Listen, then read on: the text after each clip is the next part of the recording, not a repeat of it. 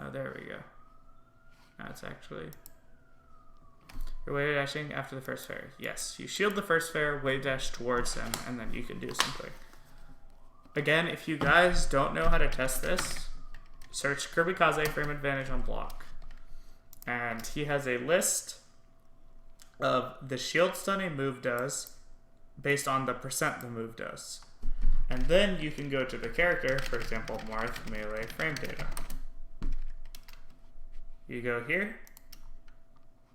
Yes, I'm probably going to go to Smash and Splash. So you go here, and where's Marth's forward air? I'm probably going to upload this just as an explanation because people ask this type of stuff all the time. Okay, so it hits 4 to 7. Obviously, depending on the spacing, it'll hit with a different hit. Anyway, so ISA is 30. So from 5 to 30, there's 25 frames. Marth's Tipper Fair does how much? 13, I believe? Yeah, 13% should be right.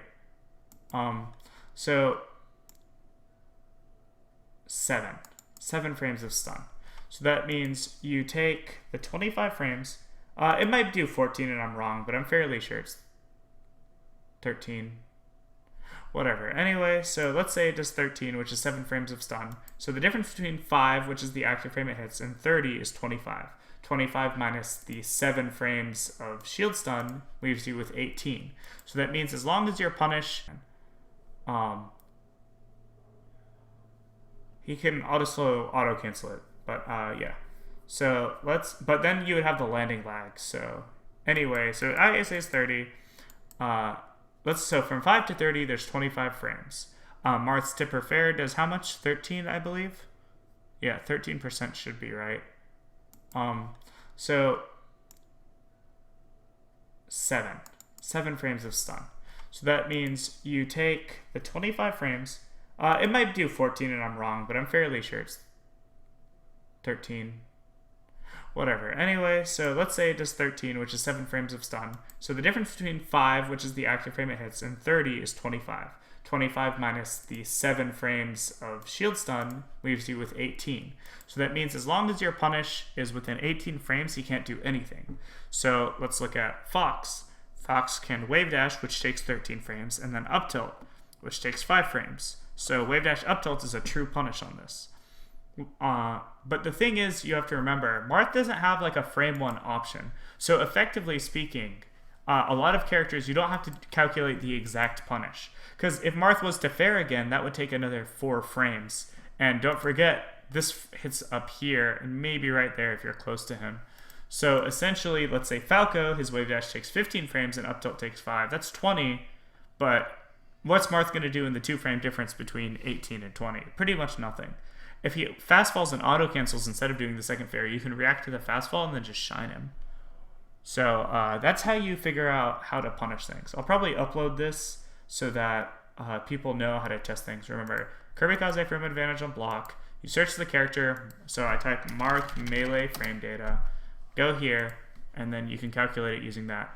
If you get the GIF, copy image address, and then go to gifexplode.com, you can just... how do I do this? There we go. You just do that. You fetch it. You figure out which frame is likely to hit your shield. So like I said, this is unlikely to hit your shield. If this one did hit your shield, then you'd have an extra frame to punish. Because an earlier frame's hitting, so you get into shield stun earlier. Okay, that's it. So time to look at the chat. The amount of damage for each move. Oh, okay. The amount of damage for each move, I don't think there's a list, so you just have to test it. Or you can look up a video. I frequently do that if I'm unsure. So I'll look up a video of the character playing. But I just learned the percents over time. Analyze the set of yours. Perhaps when I get... Well, I do have donations set up technically, but sub button, etc. I want some sort of incentive for me to put in the time for it. Mostly because most people won't enjoy me watching a lower level set. They'd rather me watch top level sets. I've never found a damage list on Smashboards actually, but there might be one. So yeah, I'm going to upload this and people can hopefully figure out how to test it. Frames of landing leg you get from hitting the ground. What do you mean? Because this is just shield stun. This isn't advantage exactly.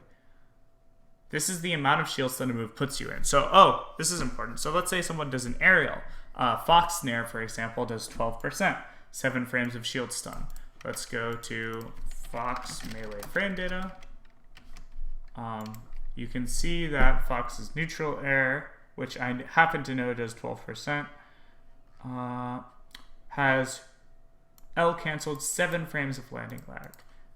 But it has 7 frames of shield stun. So that means if Fox does the Nair at its lowest point, so that the first time the Nair hits your shield, it's the frame before Fox hits the ground, you'll be in 7 frames of shield stun, and he will have 7 frames of L cancel lag. So 7 minus 7 is 0, so that means you and Fox can both move on the same frame. Let's do it with a different move, such as maybe back air, which has 10 frames of lag. It has 3 frames more lag. I said 2 frames earlier. It's actually 10. It's crazy. Thought it was 9 for some reason. Maybe I was thinking of up air or dare. So 10 frames of landing or of L canceled landing lag, but it does 15%. So it has 8 frames of shield stun. So again, 10 minus 8 is 2. So that means Fox will be in lag for 2 frames once the other person has recovered, even if he does the most delayed bear possible. So that's how you would test it for aerials. When am I getting a sub button? Hopefully soon. Well, I do have donations